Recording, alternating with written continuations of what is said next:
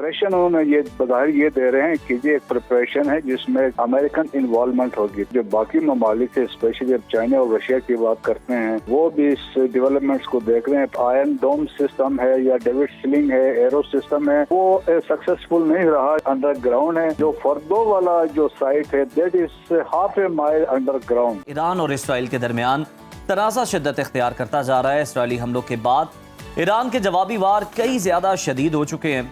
Iran ने तेल अवीव और हिफा समेत कई शहरों पर हाइपरसोनिक और फतेह 1 मिसाइलों की बारिश कर दी, जिसके नतीजे में कई अहम तंसीबात तबाह और दर्जनों अफराद हलाक हो चुके हैं। पासदारान इनकलाब ने इसराइली शहरियों को तेल अवीव खाली करने की वार्निंग दे दी और कहा है कि वो इसराइल के किसी हिस्से को भी रहने के काबिल नहीं छोड़ेंगे।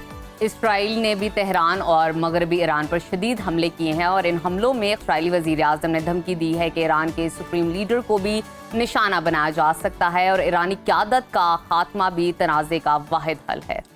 इस तनाज़े में अगर देखा जाए तो एक अहम और हैरान कुन डेवलपमेंट ये है कि अमरीकी सदर डोनाल्ड ट्रंप G7 इजलास अधूरा छोड़कर हंगामी तौर पर अमरीका वापस पहुंचे, जहां पर उन्होंने सिचुएशन रूम में कौमी सलामती कौंसिल का हंगामी इजलास तलब किया।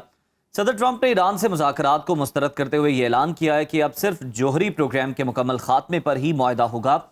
उनका कहना है कि वो जंग बंदी नहीं चाहते बल्कि उससे भी बेहतर नताइज की तलाश में है। उन्होंने तेहरान खाली करने की धमकी भी दी और ये दावा किया कि अमरीका ने तेहरान की फ़िज़ाई हदूद पर मुकम्मल कंट्रोल हासिल कर लिया है। ईरान लीडर की मौजूदा लोकेशन का इल्म है, अगर जरूरत पड़ी तो कार्रवाई की जाएगी, ऐसा कहना डोनाल्ड ट्रंप का, जो कि बड़ा तशवीशनाक है। ऐसी तमाम तर सूरत हाल पर बात कर लेते हैं। बहुत शुक्रिया ब्रिगेडियर साहब। इस वक्त हमारे साथ मसूद साहब मौजूद हैं, उनसे बात कर लेते हैं। सर, आपसे पहला सवाल यही है कि अगर हाइपोथेटिकल सिचुएशन देखी जाए तो मैं आपसे ये जानना चाहूंगी, अगर अमेरिका जंग में बराह रास्त कूदता है, जो इस वक्त करंट सिचुएशन बनी हुई है उस हवाले से बात करते हैं, या इसराइल को मदद देता है, दोनों सूरतों में खित्ते की सियासी और दिफाई सूरत हाल क्या होगी? जी हाँ, देखें, मेरे ख्याल में जिस तरह अभी तो जो किस्म की स्टेज सेट किया जा रहा है, जो ऑप्टिक्स पेश किए जा रहे हैं, और जिस तरह ट्रंप वहाँ से G7 की मीटिंग से आ गए थे और नेशनल सिक्योरिटी काउंसिल की मीटिंग की है, देन ही सेट की अनकंडीशनल सरेंडर होने चाहिए। फिर उन्होंने अपने जो फ्लीट्स थे, जो वियतनाम वाली साइड पर था, वो एक फ्लीट भी मूव कराया। 2 कैरियर ऑलरेडी उनके वहाँ पे थे, मिडिल ईस्ट में थे, और अबाउट 50,000 प्लस ट्रुप्स भी उनके वहाँ पे मौजूद हैं। और इस तरीके से एक देखें, फिर रिफ्यूलिंग के जहाज बहुत सारे उन्होंने मूव कराए टू मिडिल ईस्ट। तो एक इम्प्रेशन उन्होंने ये बधाई ये दे रहे हैं कि ये एक प्रिपरेशन है जिसमें एक अमेरिकन इन्वॉल्वमेंट होगी। तो ऐसा नियर फ्यूचर लाइकली तो नहीं है कि जल्दी ये होगा, क्योंकि उससे इम्प्लीकेशन उसके बड़े सीरियस होंगे। क्योंकि जो बाकी ममालिक है, स्पेशली जब चाइना और रशिया की बात करते हैं, वो भी इस डेवलपमेंट्स को देख रहे हैं। प्रेसिडेंट एक स्टेटमेंट आई है, उन्होंने कहा हम मेडिएट करने को तैयार हैं। उन्होंने यहाँ तक कहा हम जो इन्वेस्ट यूरेनियम उनको हम वहाँ से ले सकते हैं। चाइनीज ने भी कहा है कि जी सिचुएशन की अमेरिका की अभी वो इम्पोर्टेंस नहीं रही है, तो हमने सिचुएशन को देखना है। तो इस तरह मैं तो समझता हूँ ये एक प्रेशर टैक्टिक्स है, क्योंकि देखें कि प्रेशर इजराइल के ऊपर है, और जिस तरीके से उनका जो आयरन डोम सिस्टम है या डेविड स्लिंग है, एरो सिस्टम है, वो सक्सेसफुल नहीं रहा। कि अगर देखेंगे अगर 30% भी जाके मिसाइल हिट कर रहे हैं तो इसका इम्पैक्ट हम देख सकते हैं। जिस तरह के वहाँ से देखें, वहाँ पे साइकोलॉजिकल बड़ा इम्पैक्ट है, इजराइल में खौफ है। इजराइल का टोटल जो एरिया, मुल्क की जो लंबाई है 470 किलोमीटर है, और उसका विड्थ एट प्लेसेस में 15 किलोमीटर है, जहाँ मैक्सिमम 137 किलोमीटर है। 21,000 स्क्वायर किलोमीटर का इजराइल है। अगर इस तरह मिसाइलों की बारिश रही तो फिर आप देख लें कि क्या कुछ हो सकता है। इजराइल में तो नेतन्याहू की गवर्नमेंट भी कोलैप्स कर सकती है। तो ये वो एक जेस्चर से अमेरिका की तरफ से कि हम की आ रहे हैं, और फिर एक प्रेशर कर रहे हैं। बिल्कुल, और यही नुकसानात जो हैं उन्हें छुपाने के लिए सेंसरशिप को हम देख रहे हैं कि इसराइल के अंदर बहुत ज़्यादा सख्त कर दिया गया है और कोई भी इस तरह की खबर बाहर नहीं आने दी जा रही। ब्रिगेडियर साहब, हम देख रहे हैं कि अमरीकी सदर 2 दिन पहले तक तो ईरान को सालिसी की पेशकश कर रहे थे, इस पर बात कर रहे थे, मुज़ाकरात की दावत दी जा रही थी। अब वो अचानक हम देख रहे हैं मुज़ाकरात से पीछे हट गए हैं, उनके रवैये में भी बड़ी तब्दीली है। इसकी असल वजह क्या है? हालांकि ईरान की जानिब से तो कोई जवाब अमरीका को फराहम नहीं किया गया कि ताकि वो इस जंग के अंदर कूदे। हाल में जो प्रेशर जो इजराइल पे आ रहा है ना, जो मिसाइलों की बारिश हुई है, ये जिस तरीके से अभी फतेह तूक की बात हो रही है, जो मिसाइल जा रहे हैं हाइपरसोनिक मिसाइल हैं, और जिस तरीके से ये हिट कर रहे हैं, पहले हमने खैबर को भी देखा, इमाद मिसाइल्स को भी देखे, बदर मिसाइल को भी देखे, वो पेनिट्रेट कर चुके हैं। तो वो भी तो एनालिस्ट का ये मानना है कि एक वक्त आएगा कि Israel will become a defenceless state, क्योंकि इनके पास मिसाइल्स खत्म हो जाएंगे। क्योंकि देखें, जो आयरन डोम का कंसेप्ट है, एक मिसाइल इज वर्थ $50,000, और उस तरह की वो चीजें अभी हो भी नहीं रही है। लोगों में खौफ है। आप देखें ना, पूरा मुल्क जो है जब सायरन बजते हैं तो खाली हो जाता है, वो अंडरग्राउंड शेल्टर्स में चले जाते हैं। तो वो एक ऐसी अजीब गरीब सूरत हाल है। अभी आप देखें, वो यूज टू थे हिजबुल्ला और हमास से, कि जो इनके पास इतनी बड़ी पावर नहीं थी। अब उनको ईरान का सामना हुआ है।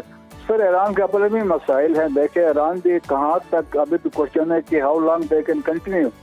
तो अगर इनके पास जो पोटेंट फोर्स है वो मिसाइल्स हैं और ड्रोन्स हैं, तो सम एक्सटेंट इनके पास नेवल कैपेबिलिटी है, जो स्टेट ऑफ हार्मस को वो किसी सूरत में कंट्रोल कर सकते हैं। तो ये वाली डेवलपमेंट है। लेकिन मैं समझ नहीं, एक प्रेशर टैक्टिक से अगर खुदा न खास्ता अमेरिकन इन्वॉल्व होते हैं तो इसकी इम्प्लीकेशन है, क्योंकि फिर अमेरिकन, रशियन और चाइनीज भी इसमें अपने कोई शो ऑफ फोर्स कर सकते हैं, तो इसके सीरियस कॉन्सिक्वेंसेस होंगे। और फिर अमेरिकन समझते भी हैं कि इसके क्या हमारे लिए असरात हो सकते हैं। तो आप समझ लें कि ये इसीलिए कोशिश कर रहे हैं। ब्रिगेडियर साहब, अगर देखा जाए, हम सूरत हाल देखें कि अमेरिका की मुख्तलिफ ममालिक के अंदर भी इंस्टॉलेशन मौजूद हैं, फौजी अड्डे मौजूद हैं। वो कहा जाता ना, the more you have the more you lose. तो अगर दूसरे ममालिक भी इस तरह से आ जाते हैं इस जंग के अंदर, तो ऑलरेडी हम देख रहे हैं कि सदर ट्रंप का जो मकबूलियत का ग्राफ है वो अमेरिका के अंदर पहले ही नीचे चल रहा है। अगर इस तरह से अमेरिकन तनसीबात पर निशाना बनाया गया, अमेरिकन फौजियों को निशाना बनाया गया, तो फिर ट्रंप साहब की मकबूलियत का क्या होगा? लेकिन ये लोगों का अभी यही भी मानना है, जो थिंक टैंक्स हैं, कि अगर ये जंग लंबी हो जाती है, जैसे sort of war of attrition होती है, तो ये थ्रेट करेगी मसूद नेतन्याहू को, बल्कि प्रेसिडेंट ट्रंप की मकबूलियत, जिस आप कह रहे हैं कि वो भी गिरी हुई। तो जहाँ उन्होंने दावे किए थे कि मैं पीस के लिए आया हूँ, मैंने दुनिया में डील करवानी है, और उनकी इस तरह की इन्वॉल्वमेंट होती है, तो मेरे ख्याल में उसके बड़े मसाइल होंगे। अब इजराइल के लिए देखे, बड़ा मसला बना ये है कि जो उनके पॉलिटिकल ऑब्जेक्टिव से, मिलिट्री ऑब्जेक्टिव से, वो अचीव नहीं कर सके हैं। अभी इंटरनेट अटैक्स कर रहे हैं, आल्बो इसमें शक नहीं है कि एयर सुपीरियरिटी उनकी है, लेकिन जो चाहते थे डिस्ट्रक्शन ऑफ न्यूक्लियर इंस्टॉलेशन, वो कामयाब नहीं हुए। नेतान्स के जो साइट थी वहां पे पार्शियल डैमेज कर किया उन्होंने। तो लेकिन वो भी ये देखें कि 6 मीटर अंडरग्राउंड है। जो फर्दो वाला जो साइट है, that is half A mile underground. उसके लिए इजराइल के पास तो अपना वही, इनके पास बम है, GP-57 है, तो वो तो यूज करते हैं 6 मीटर की डेप्थ तक वो जा सकते हैं। लेकिन असल वो they are looking towards America, कि अमेरिका के पास जो BLU-127B बम है, जो जाता है 61 मीटर की पेनिट्रेशन है, और ये B-52 बम्बर से ये इसको थ्रो करते हैं। तो वो अभी उस मिलिट्री ऑब्जेक्टिव्स के लिए इनको ये वेपन चाहिए, और सेकंड पॉलिटिकल ऑब्जेक्टिव्स ये हैं चेंज ऑफ रेजिम। तो उसके लिए वो जिस तरह उन्होंने कहा है कि दे आर असैसिनेटिंग, आप देखें सीरीज ऑफ असैसिनेशंस हो रही हैं लीडरशिप की।